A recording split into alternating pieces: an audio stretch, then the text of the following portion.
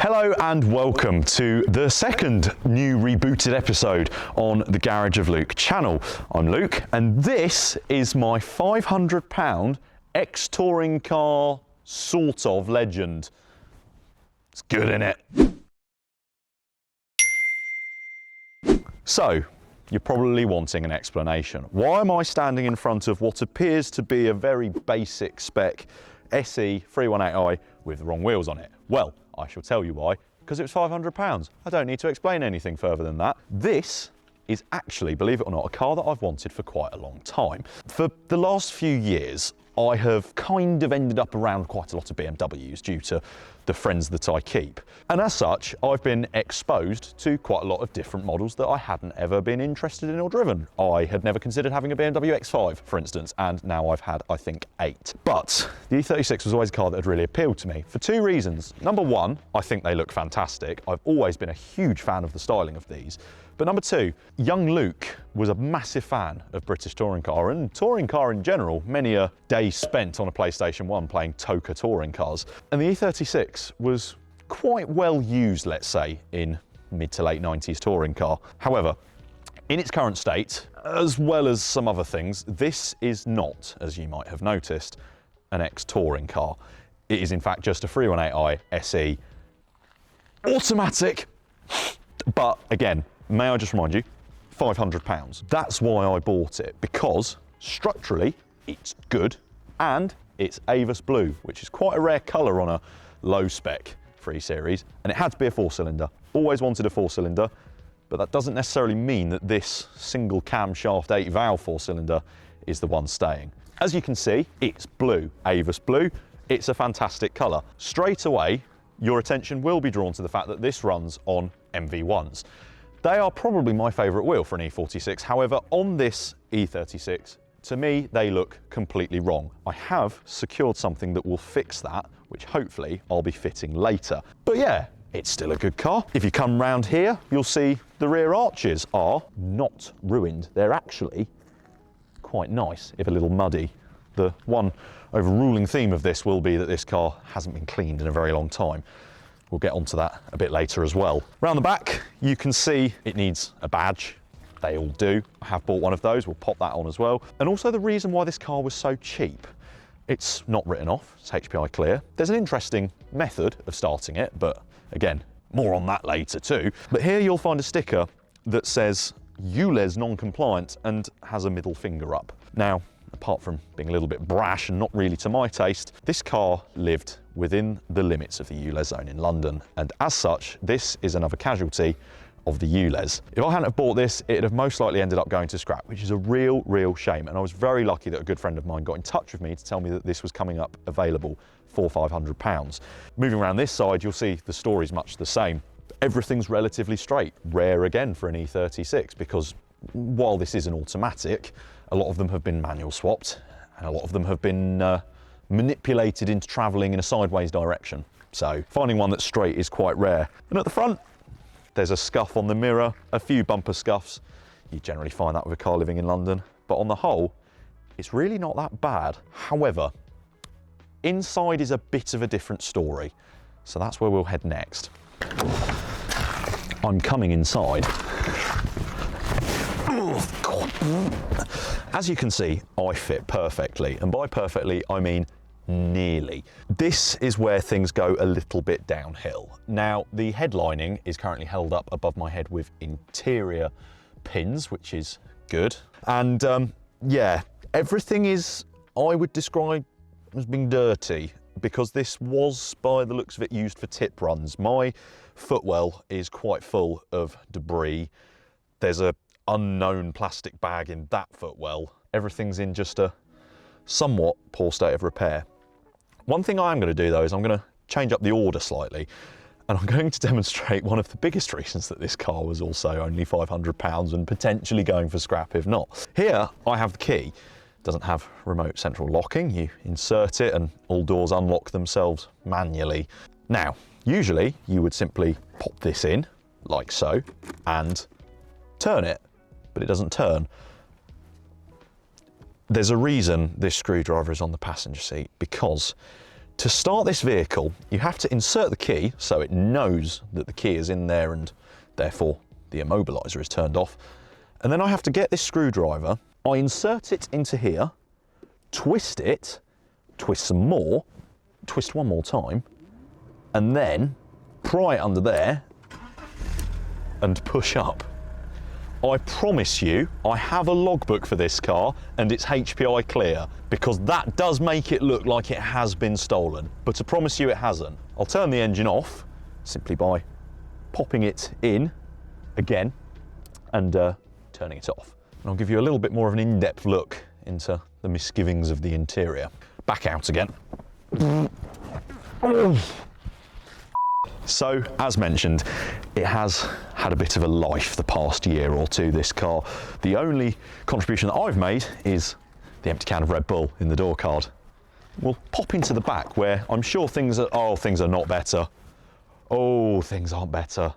It's, yeah, as you can see, the interior's not in the nicest of conditions. Maybe things are better in the boot. I shall just retrieve my key. Wouldn't want to leave that in there, someone might steal it if they know how to work the screwdriver. Oh, good heavens. It's quite dirty in there as well.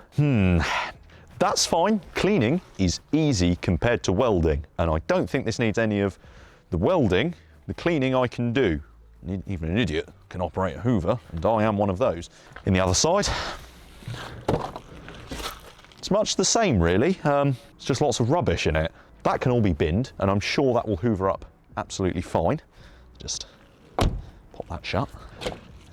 And in here, suspect carrier bag, which I've been told contains the service history for the car, as well as, if I open the glove box, a book pack. I haven't seen one of those in anything I've bought for quite a while. What's in here? Oh, what's this? I just found a 85p card that says, "With sincere empathy." Whoever this was designed for never got it, but you have my empathy, even if the previous operator of the vehicle never got this card to you. So yeah, realistically, it is quite minging in here, and I think before I go anywhere in it, I would quite like to give it a clean. So I think we'll go and do that, shall we?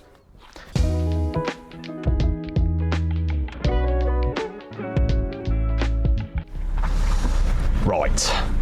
I have been in this car for absolutely as long as I want to be, because it is in horrible overall condition inside and out. So, time to give it a wash. Luckily for me, that's where this week's video sponsor comes in, Rubber Dub Rub Detailing, based in the heart of Yorkshire. Rubber Dub Rub Detailing have got a fantastic range of simplified cleaning and detailing products designed to get all automobiles looking showroom fresh, from cars to bikes to everything in between. The first step in our cleaning adventure will be to use their easy peasy citrus squeezy pre-wash, especially important when you're starting with a car in this state. It's been meticulously developed and tested to ensure it delivers great cleaning properties and dirt lifting powers. Great for getting embedded traffic film, oil residue and dirt off the paintwork, which gives a better prepared surface for the next step of the process, the contact wash. They've got you covered there too. There are loads of different shampoos on the market, but their bubblegum glaze wash and wax has been specially formulated to give maximum paintwork protection, as well as featuring gloss enhancers to leave your paint looking amazing every time. It's not just the exterior that they cater to either, as moving inside the car, I'll be using their brilliant clearly mint condition glass cleaner, already trusted by detailers around the country, which offers nothing but the best streak-free cleaning properties for detailing and maintenance. And once the glass is clean and the car hoovered, I'll finish the interior with their not the dog's bollocks, but the dog's bollocks odour neutraliser, which doesn't just mask the smells, but eliminates them, and is even safe to spray onto plastic, leather and fabrics. Now, if you're interested in any of these products or the many, many others that they offer, then you'll want to stick around to see them in action. And once you've seen them in action, you best head off to their website, because the guys at Rubber Dub Rub Detailing are very kindly offering you 20% off your first order using code Garage of Luke. So get over there, fill your basket, and also drop them a follow on Instagram. Link for the website and Instagram will be in the description. Now let's get this car looking beautiful.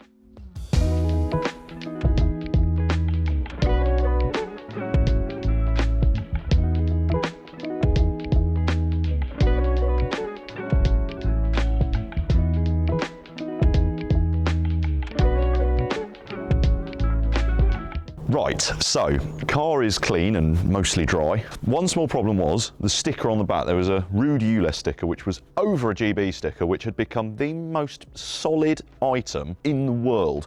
So what I've done, through the medium of a heat gun, a Nürburgring green hell card and a Hot Wheels Proton Saga, I've got it off. And now there's just loads of residue on it, which in theory, rub-a-dub-rub tar and glue remover should simply, oh yes. Oh, that is nice. All the adhesive is simply blowing away. Oh, that is cutting through that well. I reckon a couple of goes at that, should be gone.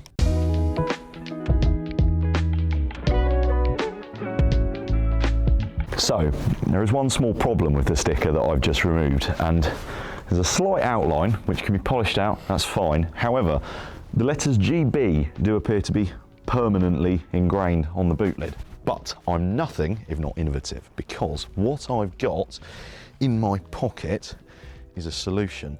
I shall simply peel the backing paper off of this and, making sure that it's as straight as possible, problem solved. The one thing that finishes a BMW that are always ruined are the badges, and this one is no different. So I've got a scraper. I'm going to try without heating it up first, because sometimes they're bonded on, sometimes they've got the little clips, but usually they break. So I think if I go in from the... Right. Well, that was about to fall off, so that's one done. Let's go around to the boot. I'm sure this one will be just as easy, so if I... Oh. Well, that's now stuck. Oh well, it'll stay like that. Well, it's off, but this one did have lugs and they're stuck in. And I probably need to get them out, and I don't really know how. So I'll figure this one out. So I've used punch to kind of just pop them out of the way, which I'm sure is the correct way of doing it. And now, in theory, oh, yeah. Success! I shall do the peeling. Brand new. Mint. So, the badges are on. I thought I was happy with it, but I'm not entirely happy with it. I have kept a little secret from you. These wheels, obviously, as I said earlier, are not the right wheels for the car. I love these on an E46, not on an E36. So I did go out a few days ago and maybe bought some different ones that might not be quite as large, but I think will suit the car far better. We're running out of light, therefore I've employed my friend Callum, who is currently hammering the locking wheel nuts because somebody at some point has chewed up the locking wheel nut. So once they're on, I think we can finally take it out for a drive.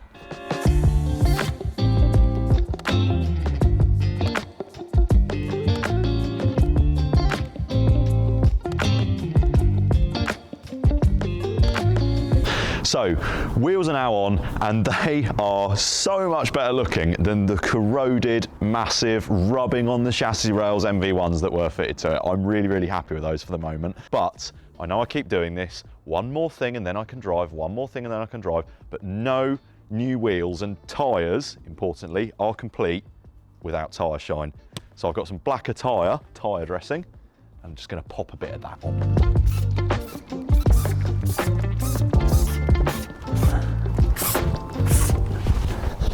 Right, finally let's actually go for a drive.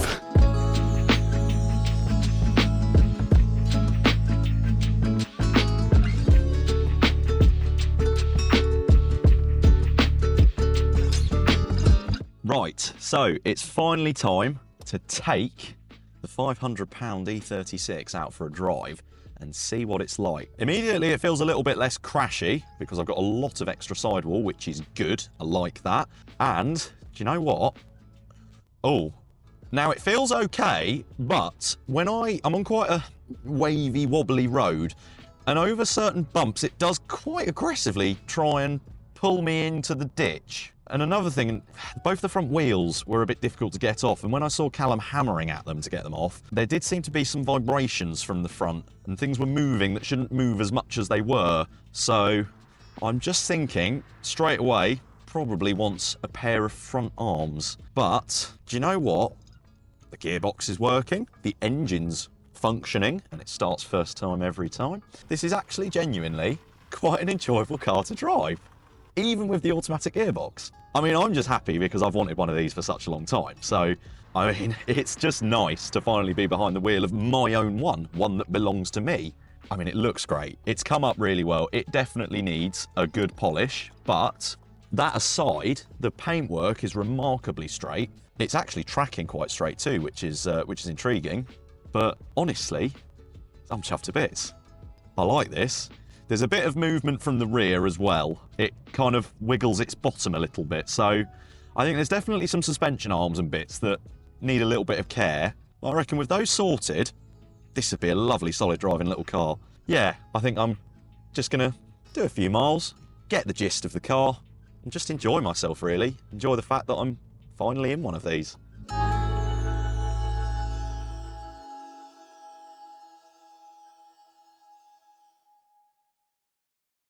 So there you have it, my £500 touring car legend, sort of. I know it's not really a touring car at the moment, but I do have some really exciting plans for this. First of all, I'm gonna have to get those arms sorted. It will need some bushes and a few other bits and bobs, but I'm chuffed to bits with how it's cleaned up. The bodywork is straight, and most importantly, it is not rotten, which is such a blessing because I'm so bored of rotten cars. If you've seen my last video on the Range Rover L322 that I've got, you'll know that I simply don't have the space for another rusty car. So, there will be some progress on this. I've got huge plans for it, and I know that's something everyone says, oh, big plans, huge things coming, but I will follow through on them. If you liked it and you want to see more, please do subscribe. I'd really appreciate it, and drop a like on the video if you enjoyed it. I've been Garage of Luke, and I'll catch you later.